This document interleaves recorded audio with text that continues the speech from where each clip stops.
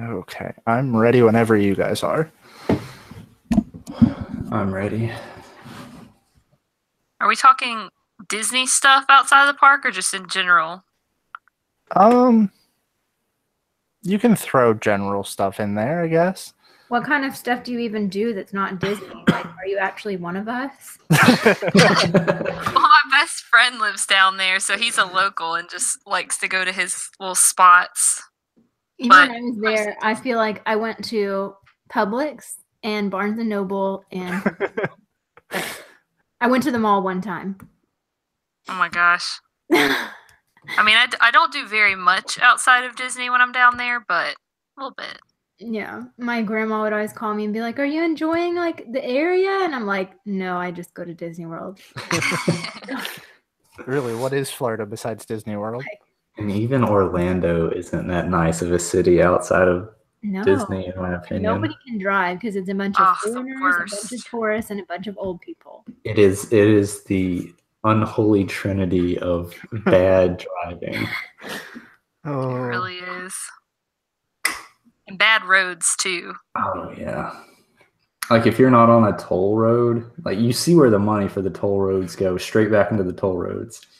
They don't really creep out into the other ones. Yeah, I always have this moment when I'm driving back towards South Carolina and I'm just like, you hit Georgia and the road immediately becomes smoother and I'm like, this is so nice. How do you go? Do you take 75 most of the way?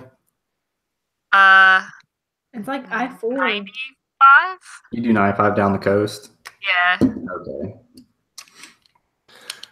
I know none of this because I've never driven in Florida. Well, you're not missing anything.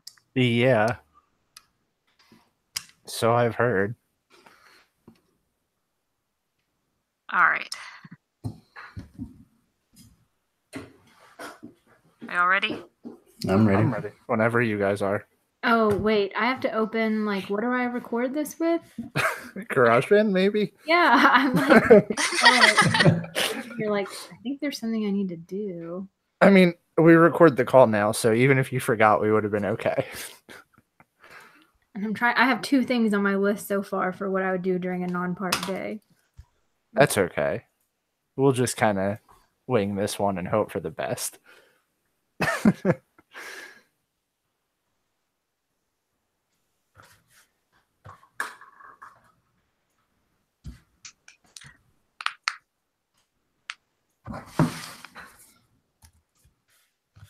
There.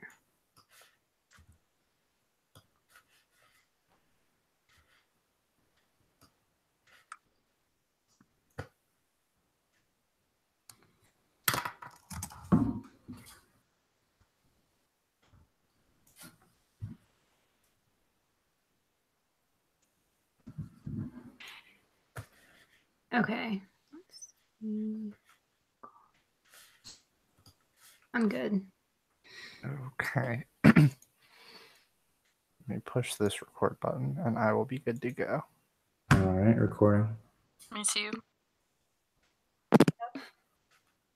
You're listening to the Station 71 podcast with your hosts, Mario, Beth, Brian, and Kirsten. Intro music. So first and foremost, let's say welcome back to Kirsten because it's been a very long time without her and this is super exciting. So welcome back, Kirsten. We missed you a lot. yay! But this week we are going to be taking kind of a suggestion from one of our listeners. After I read this, I realized that we totally weren't doing what they suggested at all.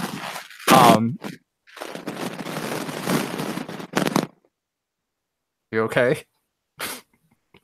Can you guys hear me? I heard like a bunch of static. Did someone's microphone just get eaten? I don't know what just happened. That was the weirdest thing. It sounded like you either were inside of a bag of chips or were eating your microphone.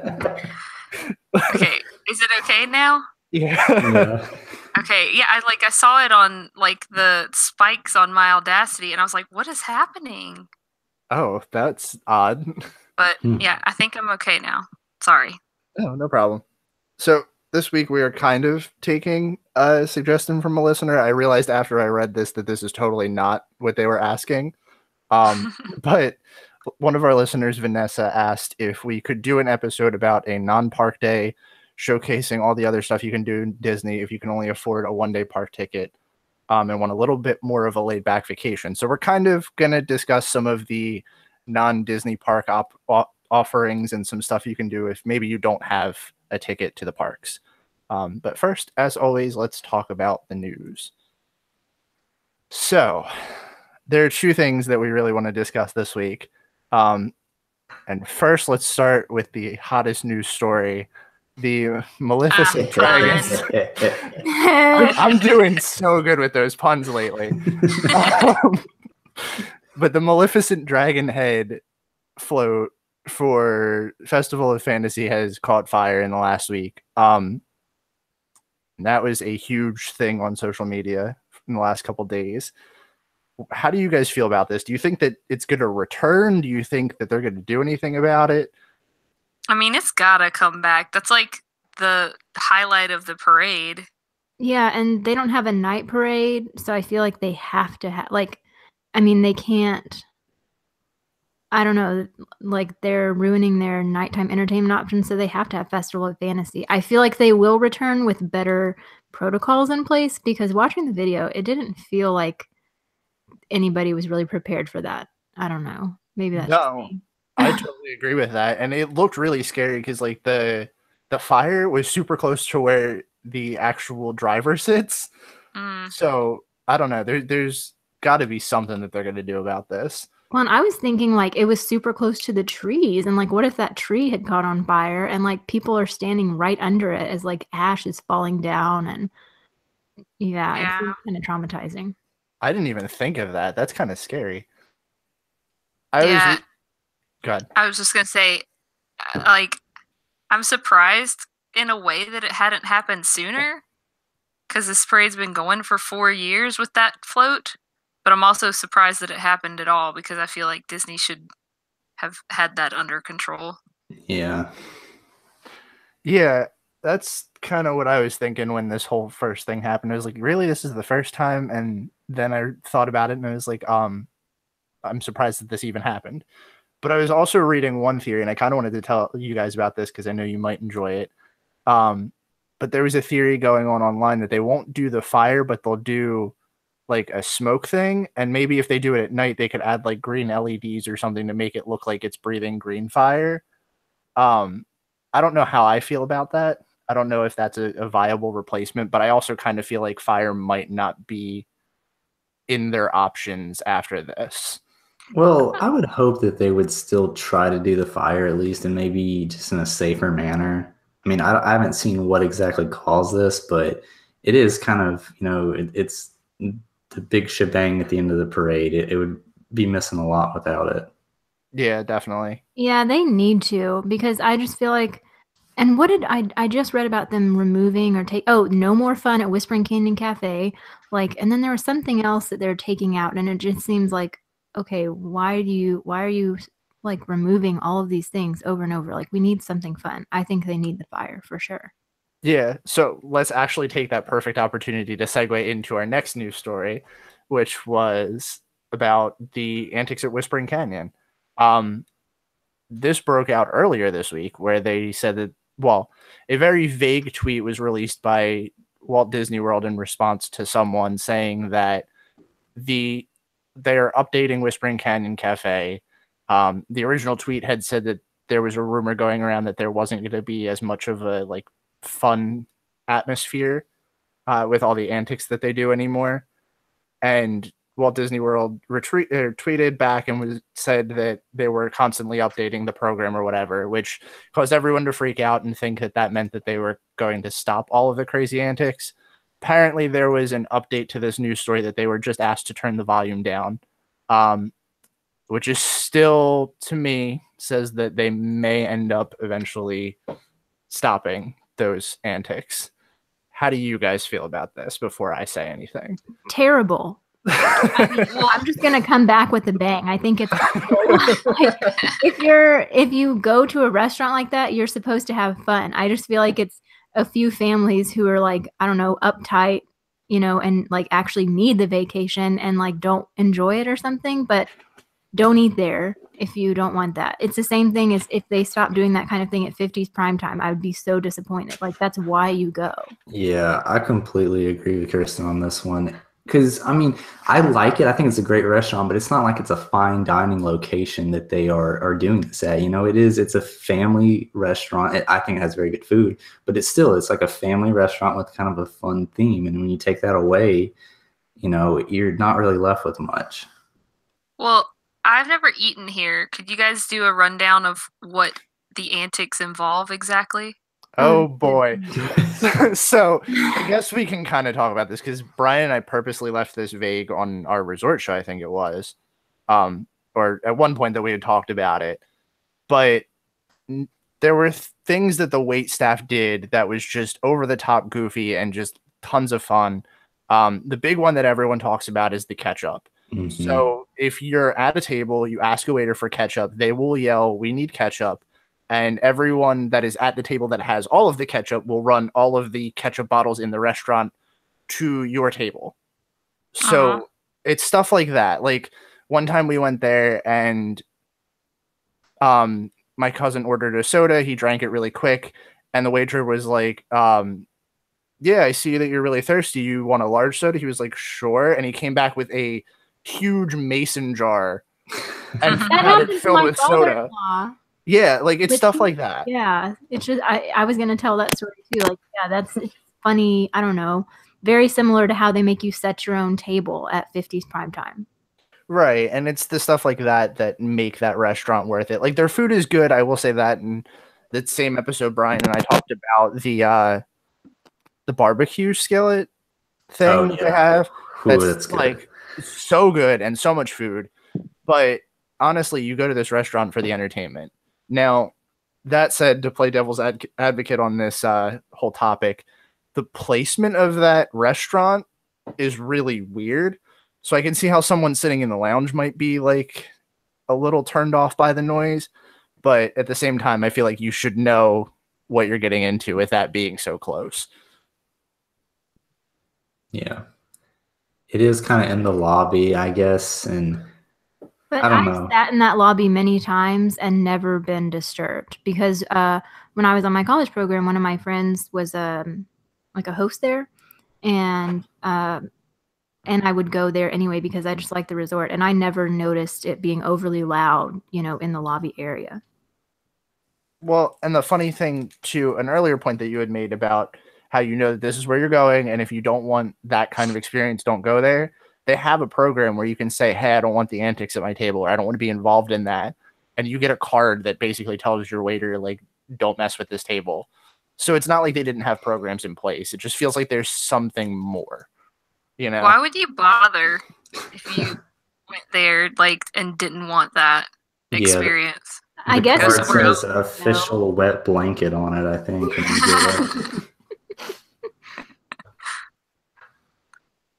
I don't know. And can I add something? This isn't really news, but it's something interesting that I found out the other day. Yeah, go right ahead. Do y'all know who Lee Cockrell is? It sounds familiar. Well, you probably know Dan Cockrell. He was the vice president of Magic Kingdom up until earlier this year, and then he's been general manager of Magic Kingdom, vice president of Hollywood Studios, all kinds of stuff. A long career in Disney, but his father, Lee Cockrell, also had a long career with Disney. He retired in 2006. He was the executive vice president for Walt Disney World, and he had positions before that. But anyway, he has a podcast. So I didn't know that. My husband told me, and he's listened to, I think, a couple episodes. I haven't listened to it yet so far, but I thought if people are interested in like that kind of thing, that would be another good podcast to listen to. He's written a few books on customer service and that type of thing. And his podcast is called Creating Disney Magic. So if you're interested in that kind of thing, check it out. Nice. As soon as you said the name of the podcast, I was like, yep, that's exactly where I've heard his name before. It's really good. Definitely check it out. But someone just added a couple more news stories to this, so let's throw them in there too. Another thing that Disney is now apparently taking away, Talking Mickey. If you guys haven't heard, Talking Mickey has been silenced. He still does the meet and greet in the same location. He just no longer has a voice. I'm okay with that. I'm Really? not. I that was just like one of the coolest experiences for me. Like Disney, when I go, if I haven't like one experience where I get to feel like a child and like, I don't know, get the magic that I don't understand, or I don't know, something magical happens, that is just like the highlight for me. And this was that for me on one trip, was meeting with Talking Mickey. And I just think it's such a bummer that they're canceling this. I'm interested to know why Kirsten is okay with this. I know Well, you're Kirsten not the doesn't like characters. I was just about to say, I know you're not the character person, but and is it's there like freaky. okay? Like, I get that it's cool, and I wouldn't like. I'm not mad about them keeping it, but I'm also not mad about them not keeping it. Oh, okay, that makes sense. Yeah, I'm pretty bummed about this, but at least, like, I guess I just kind of wanted to throw this topic in there because, like Brian said, wet blanket status with the whole them endings antics at Spring Canyon Cafe rumors. So I was like, well, here's another wet blanket topic. I We're mean, like so negative this week already. yeah. Well, and to say, I will say I'm not a fan of if the reason behind this is cost savings, because I know it was more expensive, like with the friend of Mickey is specially trained and the character attendant has to be specially trained. And then there's somebody backstage, you know, helping Mickey talk who also is specially trained. So if that's the reason, like, then that's no. Because I'm not buying this whole, oh, well, the other Mickeys in the park don't talk, so this one won't. Yeah. Yeah, that feels kind of weak. I mean, like, I feel like it's pretty obvious that not every princess looks identical. This isn't any different, in my opinion. That's a really good point. I haven't heard that one. Do you want to throw this other news story in here, Beth? Because I saw you type that out, and I have no idea what that is. So Okay, well, we'll stop being negative now because I'm really actually like nerdily excited about this. They announced a few days ago that they're having packages offered for adults now called Character Couture, which is basically, it's going to be a Bibbidi Bobbidi Boutique makeover for adults. And maybe this is me just being like the ultimate nerd, but every time I see those little girls with the glitter in their hair and like the extreme makeup and stuff, I'm like, why can't I have that? Why can't they offer something like that for adults? And now they do. But you can actually, according to the article, it's more than just a princess type makeover. You could also do villains, members of the Fab Five, galactic styles, and hero/heroine styles. So I'm down. I would totally do this. Yeah, me too. I feel like there's definitely a demand for it, which is kind of odd. But I know that there's an audience out there that would do this, and I think it's really cool that Disney was like, yeah, we'll offer this. Yeah, because tons of adults go all out, on their own before they come into the park. So it just makes sense for Disney to offer a way to, kind of monetize that, but also, give them an official Disney makeover. So I'm cool with this. I do appreciate, I feel like they're branching out more into like catering to people like us. And like at first I was kind of irritated by like, not that irritated because I actually bought this product, them having like the meet me at the purple wall hat and stuff, because and like some of the shirts now are really similar to what you find on like the Etsy and Instagram small shops. But at the same time, like for years before that, I'd been complaining that all of the t-shirts were like the unisex and they had characters all over them, and like I didn't want that. So they are responding and like creating something that people have wanted for a while. So I have to give them props for that. Yeah, I'm excited to see pictures of like the different styles come out. Yeah, the one thing that kills me about the Bippity Boppity Boutique is the hair. Like, it's always the same hairstyle and it's like slick back so tight, it drives me crazy. So I'm interested to see like what kind of hairstylists these college program girls actually are when it comes to doing adult hair. Yeah, that's the one thing about the Bibbidi Bobbidi Boutique makeovers. Whenever I see the kids with their like hair is so packed with gel, it just looks like so stiff. I don't want that. But everything else I'm cool with. Yeah. You can be our test run next time you go. All right.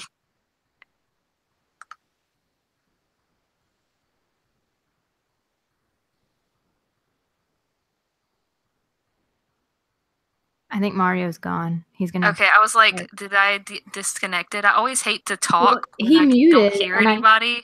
He muted himself, and I thought I heard like a door creak shut. Oh, I thought it was a cat. Oh, Sorry. It might have been a door. Yeah. No, it was a door. Yeah, my bad. So are you guys ready to dive into this week's topic? Yeah. Yep. Cool. Let's do it. So, as our listeners suggested, we're going to talk about some non-park offerings at Walt Disney World, which there's a lot, and it may surprise people that there's more to do than just go to the parks. So this is going to be exciting. Do you guys want to start with the big obvious, which is the Disney Springs? I think Yeah. that's a good place to start. I think that's probably the best place to start. So Disney Springs, if you don't know, does not require a park ticket. You can get in pretty much if you're just driving by, you can go here. And there's tons of awesome stuff to do, from shopping to eating. What do you guys like to do when you come here? So for me, every time we arrive, we usually get there at night, especially when we lived in South Carolina and we would drive and get there at like 11. We go to Ghirardelli and get a milkshake because it's the best milkshake in the entire world. And if you think there's one better, I don't know you. I totally agree. I've actually never had one, so Well, you're missing I need out. to go. And even Get if one. you don't go for the milkshake, you can always get free chocolate samples. So that's kind of a plus. I have done that. Mm-hmm. Walk in the door, walk out, walk back in the door. Ooh, you know what's killer? They around Christmas they have the peppermint bark ones. Oh, those are good. And when you like walk in, come back out like 10 minutes later, go back in. They had like a weird flavored one when we were there in October. It wasn't peppermint, but it was like caramel or pumpkin. I don't know. It was something weird. I didn't eat it, but my dad did. They have a pumpkin one too. I know that. Okay, It's like it a must have been pumpkin that. cream or something. Yeah, that just sounds gross. Yeah. But other than that, I mean, like there's so much to do here. You could go in any of the stores. My favorite thing to do in Disney Springs is try to catch all the merchandise that I know like I missed on my trips but kind of wanted. So that's another idea. I mean, see what kind of stuff you can buy, do some shopping. Mm-hmm. My big ones are I almost always go to the pin store and the Lego store. Yes. I love seeing the big Lego sculptures out front. Those, I mean, as many times as I've seen them, they still are pretty awe-inspiring to think that somebody put those together. Yeah. Have y'all ever noticed? I didn't notice this till our trip in October. They have tiny little plaques on the sides of like the glass enclosures around them, and it tells how many bricks are in each one and how many hours it took to put it together. Oh, I've wow. noticed the plaques, but I've never actually read them. Yeah. So go with your families and like make your families guess and then tell them, and they'll be amazed. That's really cool. I need to check that out. I didn't realize that was there. Yeah, I'm definitely gonna have to check that out next time. Yeah, I like the art store. That's my favorite. Oh, that's a good one too. That's one of my favorite ones to do too. The only problem that I ever have with it is like I could either spend a ton of money there or just like try to convince myself that I don't want to take that hit to my bank account. Oh, Yeah, they have some beautiful stuff in there. I just remembered what the other thing they were taking away is that I heard. It's World of Disney. Stitch is no longer Yes. gonna squirt water. What? Yep. Mm-hmm. He's actually already gone. Oh Oh, the my whole thing is gone? gosh. Yeah, he's already gone. What? From what I saw, I know you're upset about that. I am very upset about that.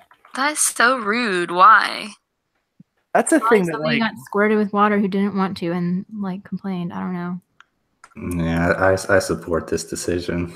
No, it was Brian. He's the one that complained. Yeah, I wrote a letter. I would believe my that Brian gosh. drove there to personally take Stitch down.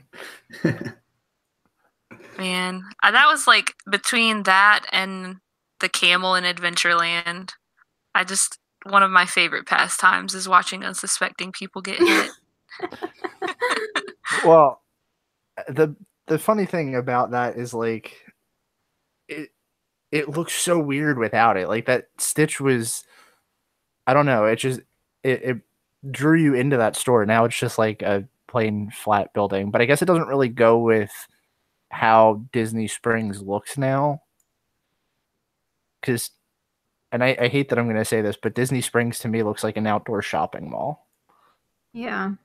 I mean, that's basically what it is, I think, but I'm looking at the picture now and I don't like it at all. Yeah, It but looks weird. I do have to say I do like the World of Disney store. That is a fun one to go into and shop around at. Yeah, Spend that's some my time there. store for when I forgot to get someone a souvenir in the parks. And they have pretty much everything. Like if we are in a park and I see something I like, but I'm like not 100% that that's what I want to spend my money on, I always know that I can go to World of Disney and they'll probably have it. So Yeah. I'm good. That or Yeah. Mouse Gear. Yeah. But let's talk food in Disney Springs because there's a lot of it. If you guys are in your Disney Springs day, is there a specific place that you have to eat in Springs, or are you just kind of all over the place?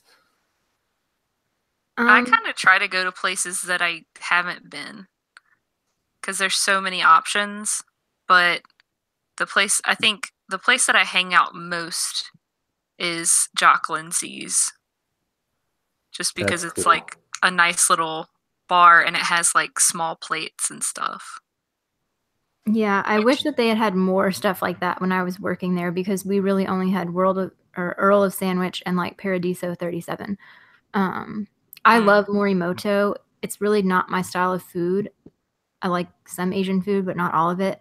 But we did the actual, I think it's one of the few places in the US that can sell legitimate Kobe beef. And like they cook it on this little hot stone at your table. And oh my God, it was like amazing. I mean, if you want to splurge, go there and get some Kobe beef because you will not regret it. Except you, Beth, because you don't eat meat. I've always wanted to try it, so I'll probably have to do it there then.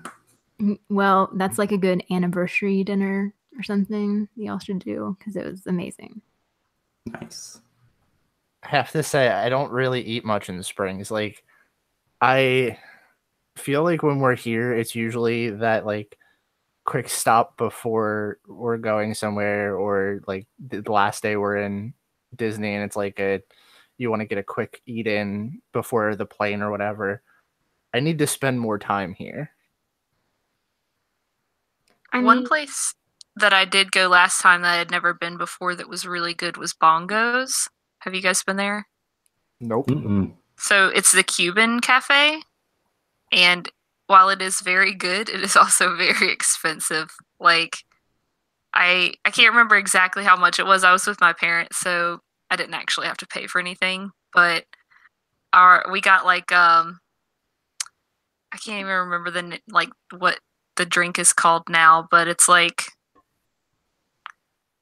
this is gonna drive me crazy. Anyway, our drinks that we each got like two or three of them, and they were like $17 or $18 a piece, and we didn't realize that until after the fact. Whoa. And we're like, whoops, but oh well, it was really good.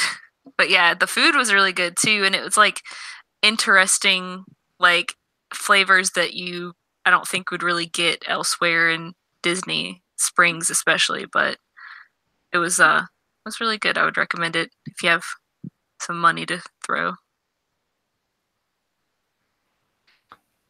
That's Wow. Yeah, it was I'm pretty still crazy. kind of wrapping my head around that price tag. Wow. Yeah, I was glad I was with my parents. I see someone else on here put the Edison. Yes. Okay, Oh, so I'm what so was your jealous. opinion? I loved it. We didn't go like to eat. We just went to drink. And we Mhm. just sat at the bar, and bartender was like super nice. Everybody seemed really like in the theme, and it was really immersive in my opinion. And the drinks were all really good, and the atmosphere was amazing. I have like a weird fascination with steampunk anyway, Oh, but so it's that just probably was right up your alley. yeah, but it's really well done. And one thing that I didn't realize was a thing at the Edison until we went. We're sitting at the bar and this guy walks up in like steampunk garb and he's like, "Hey, my name is Rory such and such, whatever. I'm an inventor here." And like went on this little spiel about his inventions, and then he like pulls some stuff out of his bag and showed us like different uh like experiments. Like we made like a light up because of like the connectivity of our, I don't know, skin or something. I don't know what it was exactly, but it was just really cool that they had that little kind of character experience that I wasn't expecting. Hmm. Yeah, Nice. that is really cool.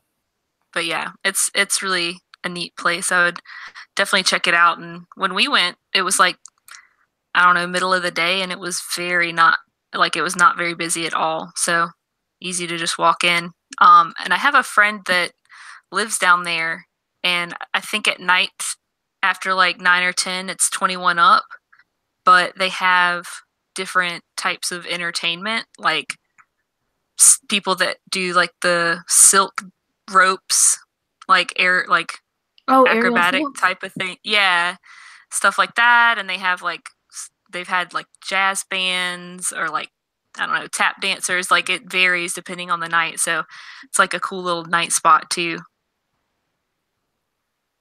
Yeah, Huh. I'm super jealous. I wanted to go there so bad. I've been so excited about it, and obviously it wasn't open by the time when we went in October and November, so I was very upset. Next time. I did- Yeah. So someone else also put AMC Dine-In. Who has had that experience? Because I'm interested. That was also me. So what was Have you guys done this? This isn't like a Springs exclusive thing, but it's the first time I'd ever done it. I've done it in other places, but not there. Well, I absolutely loved this, and I wish this was the standard at movie theaters. Like, at least, you know, you have 1 or 2 theaters, which is what Disney Springs has a ton of, what, it's like 24 screens or something, right? And I think a handful of them are the dine-in experience. So you don't have to do it, but it's really cool because you go in, like when you buy your ticket, you pick your seats, and you go to your seats, and there's like a little button that you can press, and like your waiter or waitress will come out and they'll take your order. You could order drinks, and they have like meals, and they have small plates, and whatever pretty much you want, and they'll bring it to you during the movie, and you can just like chow down and drink, and if you need anything, you just press that button and they'll come back. It's like, I thought it was a really legit lazy experience. So I don't know how big y'all's towns are. Besides you, Beth, I know how big Columbia is. But in Dallas now, that it basically is the standard. So like, Nice. I'm so used to like we will not go to a movie theater now that does not have reclining reserved seats. Same. And like like we just went to a movie the other day at a brand new one with food, and it's like everywhere here does it. I honestly wish there were fewer places that did it because like I don't want to spend more money if I'm not hungry. Like I just want to watch a movie. But yeah, so I haven't done it there, but in general, I mean it's like a fun experience if you've never done it. And that would be probably a fun place to do it, especially to see a Disney movie. Mm-hmm. And I've heard that if, like, whenever they're doing, like, it's the first night of a Disney movie or a Marvel movie playing, that they'll do, like, a little red carpet that they roll out for everybody that walks in, and little special event type of things. I've never Yeah. done that, but I it's pretty did go cool. to that theater to see the Pirates of the Caribbean, the one with the mermaids, whatever one that one was. And we went on the first night, and it was like, yeah, it was like that. I was kind of done up more than usual. Nice. I've never done a movie here. I've done one in Universal, but that was just a movie going experience, not anything special. Yeah, it's like I think going to a movie isn't something that a lot of people think about when they're on a vacation, but I think it's a really fun thing to do just in general, not specifically here. Just kind of get to a little quiet place, and I don't know. I like it. Especially if it's hot outside and you just need a break. Your kid needs a nap, like whatever. Take them to the movie. They can sleep there. Yeah. Right. But I have done. Oh, I accidentally just deleted it. I have done this other thing that's on the list. Splitsville. Has anyone else done this? Mm-mm. I haven't. I mean, it's cool. We ate there. We didn't really bowl there, but we walked around and looked at their bowling alley.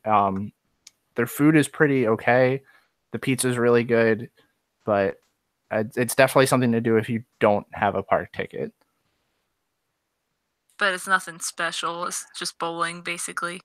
Yeah, like I said, the food is good. They have pizza that's really good. I mean, it's not anywhere near Via Napoli level, but it's pretty good for Disney pizza. But other than that, I mean, it's a bowling alley. Yeah, and I guess a lot of these things are probably, the movie theater in Splitsville.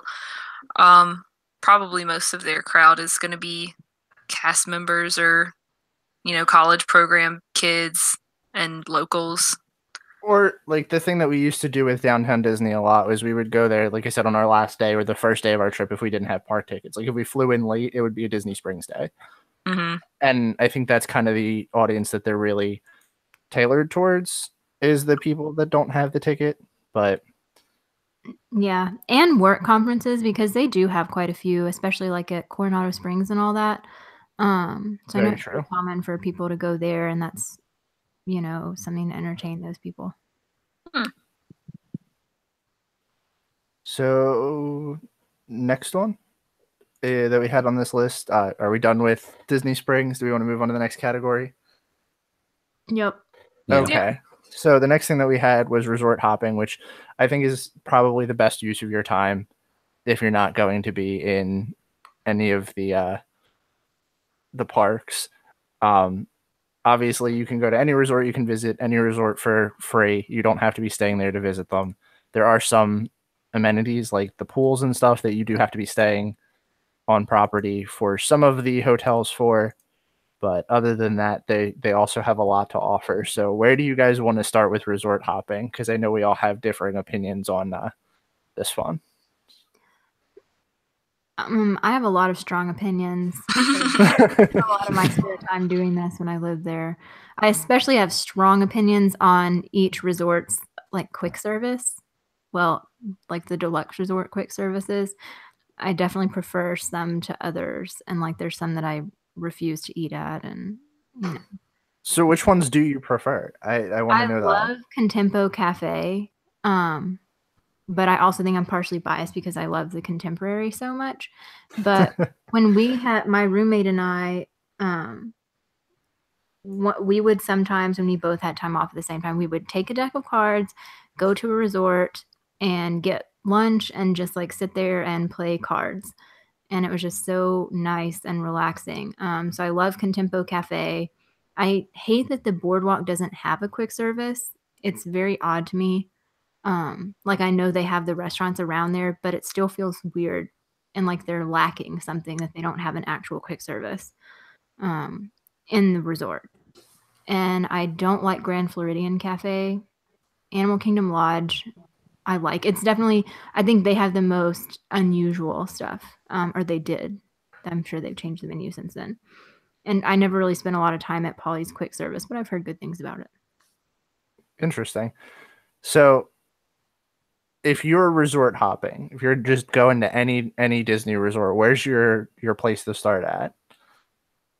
Well, so I put 3 different resorts, and I would do 3 different things at them. So I noticed. That's why I was like, let me see where she wants to start with this one. the boardwalk, our top 2 resorts, my husband and I, we both love the boardwalk. We both love Contemporary. So, but the boardwalk, so when you walk into the lobby and you turn right, they have that little bar area, and they have back in the corner shelves with like a bunch of board games, and you can just take the game and play them or play it and then like put it back. So my husband and I have done that, during an afternoon. I think it was rainy. We had been at Epcot, so we went to the boardwalk, got a game, got something to drink, and just sat and played for a while the rain went away. And like you can sit right next to the window and watch people as they walk by and, see outside on the little lawn. And it's just relaxing. And then I like sunset at Animal Kingdom Lodge, obviously for the safari. And the animals are always kind of more active, either early in the morning or in the evening. So that's a fun thing to do, especially if you're going to have dinner at one of the amazing restaurants that's at Animal Kingdom Lodge, which you should, because Sanaa is amazing. It's like one of my favorites.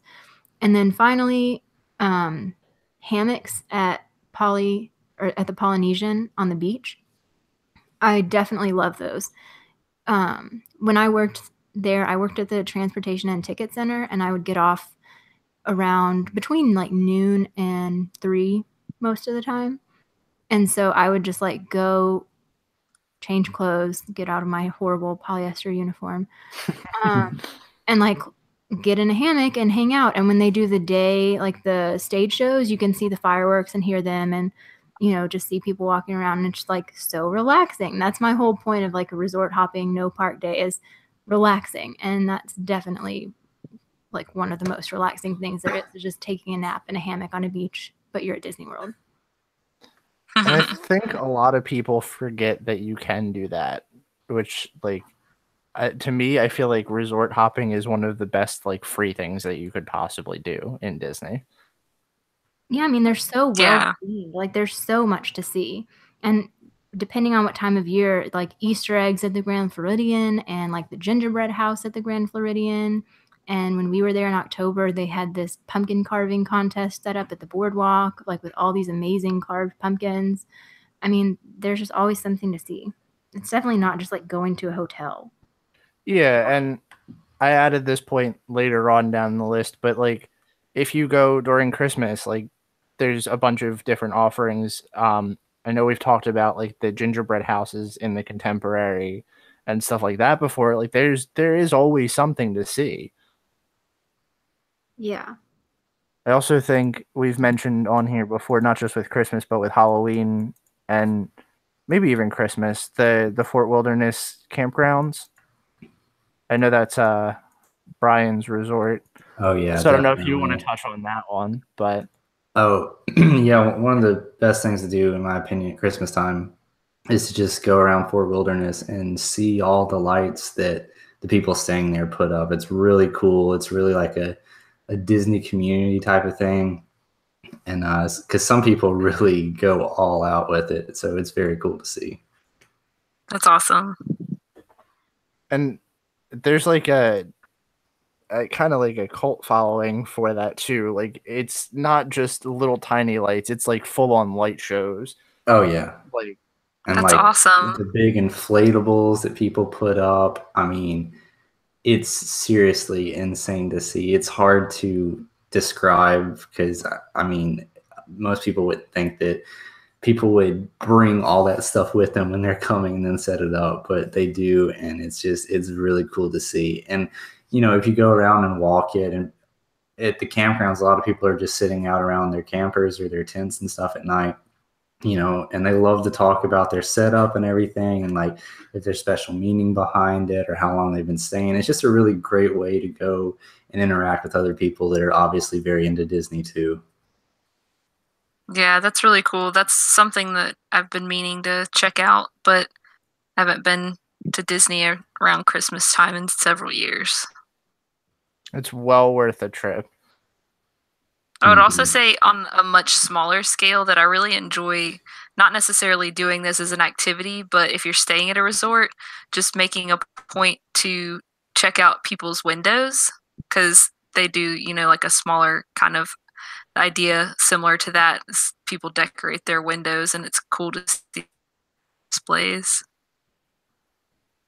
Yeah, I've seen some interesting ones for that. One time when we went around Christmas, someone had a Olaf inflatable in their window, and I was kind of confused as to why they would bring that with them, but that's kind of cool.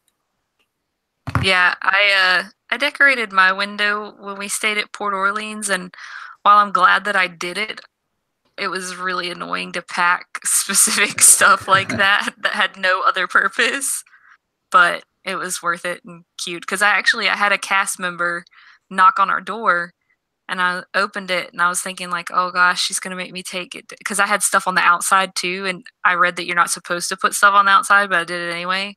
I was like, oh man, she's going to make me take my stuff down. And so I opened the door and I kind of looked out sheepishly, and she's just like, I just wanted to tell you that I love your window. It's one of the cutest ones, blah, blah, blah. And I was like, okay, cool. She's not making me take it down. So what else do you guys want to discuss in resort hopping? Because there's a lot here. There's a lot that you can do. Oh, yeah. Well, just to kind of lump everything together with bars and lounges, because that's kind of my scene. But obviously, the great great granddaddy of all bars is Trader Sam's. Yep. The most awesome experience. I would argue that it's one of the most awesome experiences you can have outside of the park. I would completely agree with that. I would agree. I've never been there, so. Oh man. Shame. Well, okay, so I told them this on one of the episodes that we discussed it, but I don't know if I've told you this. The only time that I actually really had a chance to go here was when the Haunted Mansion Tiki mugs were out, and I really wanted to go because I really wanted one, and then I realized that the line to get in was super long, so I was like, no, I'm going to pass. Yeah, I can't really blame you there. I wouldn't want to just stand in line for 3 hours or whatever for a mug, much less just to get in. Yeah. I also kind of wanted my first experience to be like a good one, and I felt like that just waiting 3 hours to get in would have put like a damper on the whole thing. Yeah, I will say though that just for anyone out there that may not know, they don't take reservations here, so you're gonna have to wait some amount of time probably, but they'll, you go and sign in and they'll give you a buzzer. You can actually, we went at nighttime, and like, I don't know, it was kind of early evening, I guess, and they had a band playing out on the terrace, so that was kind of cool that we just got to hang out outside of there and watch the band and enjoy the atmosphere until our buzzer went off. Well, Cool. and they will let you put your name on the list an hour before they open. So I think they open at 4.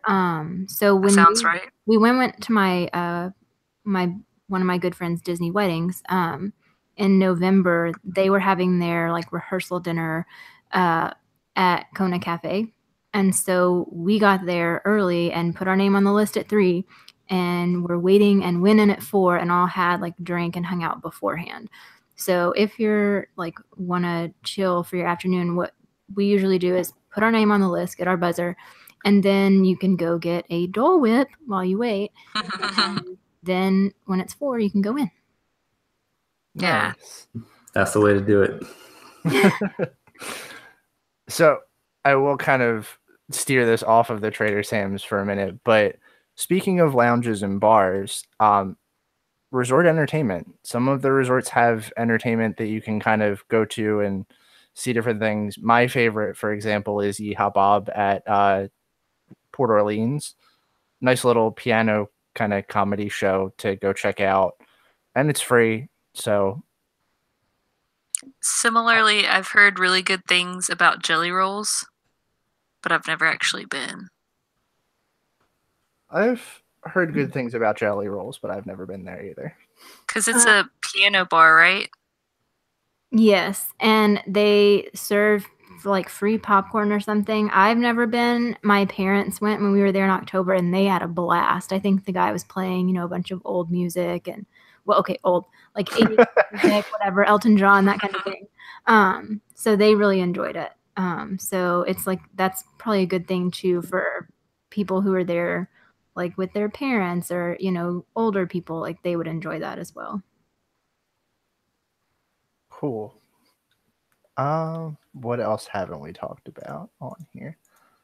Speaking of pianos, I love the pianist at the Grand Floridian who plays in yes. evenings. It's like, once again, just so relaxing and so fun to listen to them play, Disney songs. And every once in a while, you'll see like there's a little girl dressed up like a princess, and they're playing Beauty and the Beast, and like she makes her dad dance with her, and it's like the best thing in the world. So that's always fun. That's cute. That is really cute.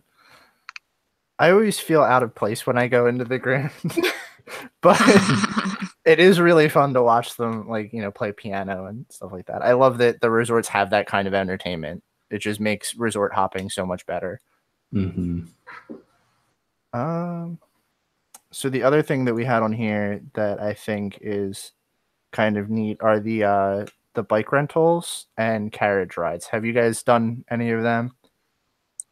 We rented bikes when we stayed at Port Orleans, which was really cool because we just, say what you will about Magic Bands, but that was the most convenient thing ever because all I took out of the room was a Magic Band because I had my room key on it, obviously, had my credit card on it, and just like went to the bike stand, paid with my Magic Band, and then we rode to the pool at French Quarter, got drinks at the bar with the Magic Bands. It was just like the most carefree, amazing thing, and just riding along the river was really nice and pretty, and I really enjoyed it. I would definitely recommend it. Yeah, we did the Surrey bikes one time, and that was really fun. Definitely recommend it for like a relaxing kind of day. Yeah, I've wanted to do the Surrey bikes, but just never got around to it. They're fun if your entire family is able to like figure it out. If like one person doesn't cooperate, it is not fun. I would pretend to not figure it out so I wouldn't have to actually do any work. That is exactly what my little cousin did the one time that we rented it, and we all had to do like double the work because one person wasn't pedaling. Yep, that would be me. Have you guys pool hopped? I know I said that some of the pools are like exclusive to people staying on property. Basically, but that's usually that's all the DVC ones, I think. No, you can't. You're not supposed to go in any pool unless you have a Magic Band. Okay, so we will not talk about that then. Okay. It used to be a lot easier to sneak in, I think. I've never actually done it because I'm like a giant chicken and I was afraid I would go to Disney jail. Disney jail doesn't sound like such a bad thing, though. But like, no, I would cry if a security guard ever came up to me and even halfway questioned me. But it used to be a lot easier for people to sneak in because I know a lot of college programmers used to do it. But I don't think with Magic Bands it's quite as easy. Maybe in some of the pools, like I know some resorts have multiples. Poly has their big pool with the waterfall and the slide, but they also have a small one over by some other buildings. So I don't know if those are gated now as well, or what. But I mean, we don't condone pool hopping, but it does happen. While we don't necessarily condone it, I actually, when we went to the pool at French Quarter, my best friend and his boyfriend, who both are cast members, so that maybe played a part in it, but they actually asked, like, hey, my friend's staying here and she wanted to go to like have a pool day, like, is it fine? And they like basically they said they didn't care without saying they didn't care. So I don't think that it's necessarily like, if obviously you're not going to get into like, was it Stormalong Bay or whatever? Yeah. Or, something that's super popular, super gated. But I think if you're nice and you don't cause a scene and whatever, then they'll probably let you slide without actually saying that you're breaking the rules. I also think it's probably different because you guys were probably staying at Riverside at that point, right? Yeah. So they're kind of like almost the same hotel. I feel like that maybe had a part in it, but I don't know. I think like the good ones are gated off, which is sad because those are the fun ones that you want to go in. But from what I remember, the moderates aren't. Like we said, we don't condone pool hopping because that could potentially get you in trouble. But that's all I'm gonna say. Yeah, That's all I'm pretty gonna sure say. neither of the pools at Fort Orleans are gated. So, well, I think actually French Quarter there's like a gate, but it's not like high security or anything. And from what I remember, the pool at Caribbean Beach was probably the best part of that resort, and it wasn't gated. But again, don't condone it because could potentially get you in trouble with security guards. If you go to Disney jail, don't complain to us. But Yes. do take pictures and send them. I I want imagine to see what it looks like. I imagine it's not that bad of a place Do they It's probably put just a like the- room, with pictures of Mickey all over the wall. right? It's like the Dare style posters that say like "Don't do drugs," but it's got Mickey pointing. I imagine they like have you come in, take your picture, and then like turn sideways for your profile picture, and then they tap your magic band to put it on it. Oh my god. Oh. Awesome. Do you guys want to cover the activities that you had in here? Because there were a couple things that you guys had as well. Okay, I love putt putt. I know I've said it before. But there's 2 different courses on Disney property. There's the Winter Summerland that's right next to Blizzard Beach, and then there's Fantasia Gardens, which is right next to the boardwalk, I think. But both of them are really cool. If you even want to go off of Disney property, there's some pretty cool ones right down from Disney Springs that you can check out too. But I recommend the Disney ones. I think they're really good. And plus, you get that cool, funny, quirky Disney theming. So that's the ones I would go with. Yeah, I love mini golf. And so also there are 2 courses, but each course has like 2 different courses. Right. So you can play, like if you have time, you can do both courses, at one location. I've done one at each place, and I've always had fun. Mm-hmm. Yeah, I like putt in general, but I've never felt compelled to do it at Disney because I go to Myrtle Beach, South Carolina almost every summer, which I don't know if Kirsten, you may be familiar with it, but it's like putt capital of the world. There's literally like a putt course every mile or 2. So it's just like I've played enough putt, but doing it at Disney I think would be cool, especially if the theming is nice like you guys say it is. Yeah, and especially for kids, like it's super fun and like it'll wear them out, so then they'll go to sleep. We can already see where Kirsten's mind is headed. For sure. Yeah, I've never done mini golf at Disney, so I can't say anything about that. On a similar note, though, I don't know if any of you guys have ever heard of or done Top Golf, but yeah, they have it here in Dallas. Yeah, so there's a couple in the United States and a couple over in like the Middle East, I think. But it's not obviously not Disney, but it's in the Orlando area and it's super fun. It's basically like a really big like golf range, whatever you call it, where you just like hit balls, but they have like colored holes and you try to like get the like highest scores or whatever, and it's basically like a reason for people to drink and hit golf balls, but it's super fun. And even though I'm not making it sound very fun at all. We had a really good time, and you can get food and drinks and stuff, and they have a bunch of TVs, but your group gets like a little, they call it a bay, and it's just like a little area where you guys have your table and little computer with your scores on it and stuff, and everybody kind of goes in rotation and hits balls and tries to beat everybody's score. So it sounds fun. like it's like a driving range with games, basically. Yeah, basically. Sounds like a driving range mixed with like a bowling alley. Yeah, that's a pretty good comparison. But it's fun. Especially if you like golf and you don't actually want to go play like a round of golf or whatever. Like my dad loves golf, but he was not going to convince any of us to actually go to a golf course. But we went to Top Golf and he had a blast. It sounds like fun. I mean, I'm not a golf person. I'm not either, but I was surprised at how much fun I had. Nice.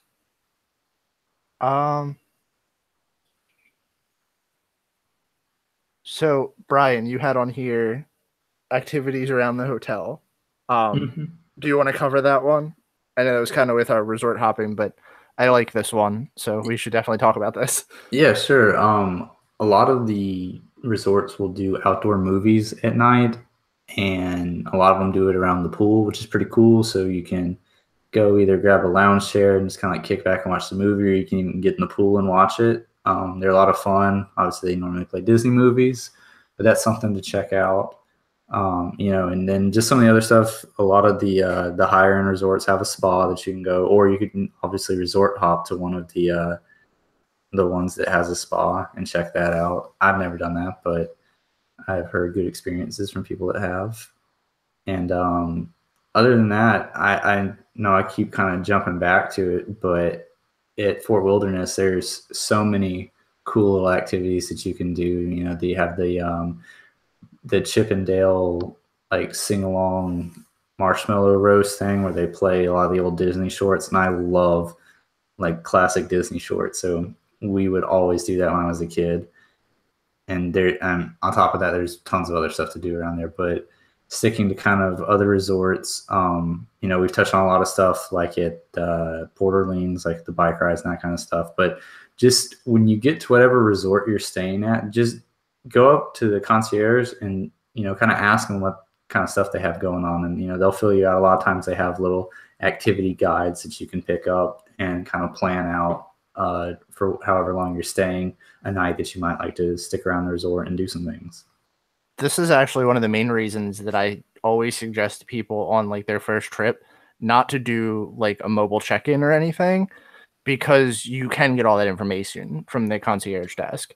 And a lot of times now, like I don't do mobile check-in ever with Disney.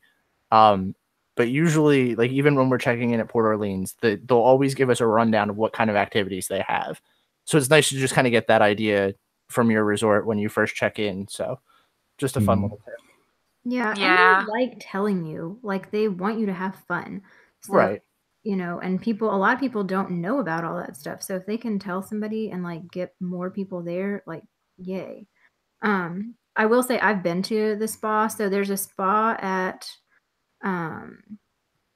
Saratoga, and then there's also one at Grand Floridian. I've only been to the Grand Floridian one, but it's definitely, what you would expect from any spa. I don't get massages because I don't like them.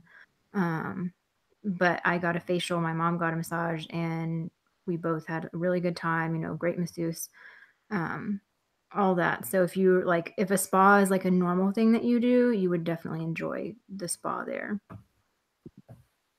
Well, I'm glad that you had a positive experience with that, because I don't think I know anyone that's done that. Yeah. Yeah, I wanted to, because they have the Disney Jamberry nail wraps. So I wanted to get a manicure, but I just didn't find the time. Yeah, and it's definitely like if your whole point of not going to the park is you don't want to spend the money, like the spa's probably not right for you, because it's definitely like the normal expense, if not more, that a spa would be. But if you are just there and you want to have a relaxing day, like that's a great way to do it. Nice. Cool. Was there anything else you guys wanted to touch on? Because I think we are at the end of our list. Just as a side note, because my theme, I guess, has been not necessarily Disney themed things, but there are some pretty cool local spots outside of the area. So if you're kind of trying to get that experience of maybe you're Disneyed out, if that's possible, I know that happens to a lot of people, then and you just want to kind of go nearby, these kind of video game bars have been popping up all over the place, but there's one in Orlando that's pretty close to Disney called Player One, and it's super fun. They have a ton of games, like arcade games and Guitar Hero and Super Smash Brothers, and you just pay like a flat fee to get in, and then you can play whatever you want. So I just think stuff like that is pretty cool because we don't have one where I live in Columbia, but they have them in bigger cities. And I'm sorry, we talked about the mini golf and Top Golf. Did we talk about actual golf at Disney World? We didn't. Okay, because and it reminded me because when I was working there, my family came to visit me. My mom and I went to the spa while my dad and my brother, I think, went to play golf. I can't remember, but yeah, they do have, I think, 2 golf courses on Disney property that you can go to. One is over Shades of Green, I think, where the military people stay. There's one over there, and then there's another one, and they actually have like some sort of PGA tournament on one of the locations every year. I think I could be totally wrong about all this, but I know they at least have had tournaments in the past, so they're pretty good courses.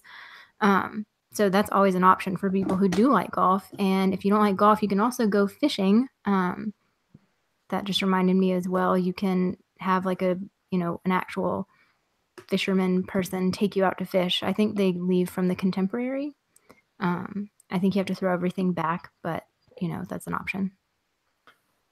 I will say I honestly have no experience with the golf courses, other than the one time that we stayed at Old Key West. Our room faced the golf courses, and they looked really nice. So I'll recommend them based on that.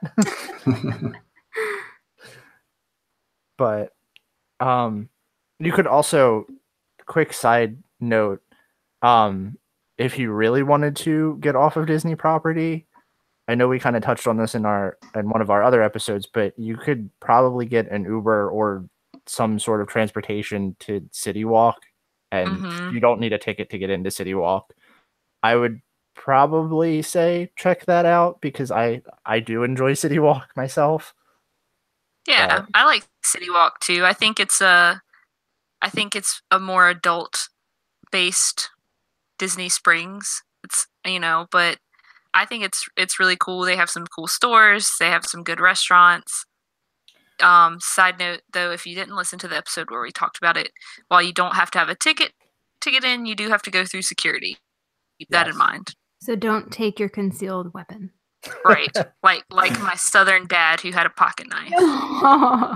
They had to hold it for him until we left. At least they didn't throw it away. Yeah, I think it was like the guy, like the security guard was a Marine and my dad was a Marine, so they had that thing going on. I don't know if they are going to do that for everybody, but just don't take your chances. You Southern boys with your pocket knives. Hey now. Brian, I knew it. I was like, I bet Brian carries a pocket knife. I mean, you're from Georgia. What? Like, how could you not? Right? Yeah. Clearly, obviously. It's funny. So is there anything you guys want to talk about this week before we tie it up? The only thing I wanted to talk about was that listener comment, but I don't know who put that in there. So whoever put that in there can read that. I was the one that put that in there. Cool. I just kind of wanted to respond to listener Maria, who had commented on our episode about Extreme Disney, and basically what she was saying was if you watch the sky, then you can usually get inside before the rain starts pouring. And she also suggested that if the weather looks bad, you can make it a resort day. So that kind of goes into this episode where we're talking about lots of resort things to do. But if the weather is bad, cast members will have rainy day activities and they'll bring out pin boards. She had mentioned that a lot of the pins that she had seen were kind of obscure and that they had actual like baskets full of pins. And I had never seen a basket of pins, so I thought that was interesting. But she was mentioning that while they were in the parks, that a lot of the rides had really low wait times, that they only had to wait 20 minutes for Frozen Ever After. People were walking on to Flight of Passage. So yeah, that's pretty insane. I've never had that kind of good luck, but if you get lucky, then I'm super jealous. I don't mind being in the rain if I get to walk onto Flight of Passage. But other than that, she was saying that she had gone to Busch Gardens in the rain and that all of their outdoor attractions would close 20 minutes every time the lightning struck, so that Disney is her pick for the best theme park in the rain. So if it looks like bad weather, then at least you're in the right place. Nice. So anything else you guys want to touch on before we close out this week? I think I'm good. Yeah, I'm out of the loop, so. And I mean, there's nothing exciting going on in our little world over here. But welcome back again, Kirsten. We're so happy that you were able to make it back to us. But then I'm gonna stop recording and I will do the outro later, like I always do.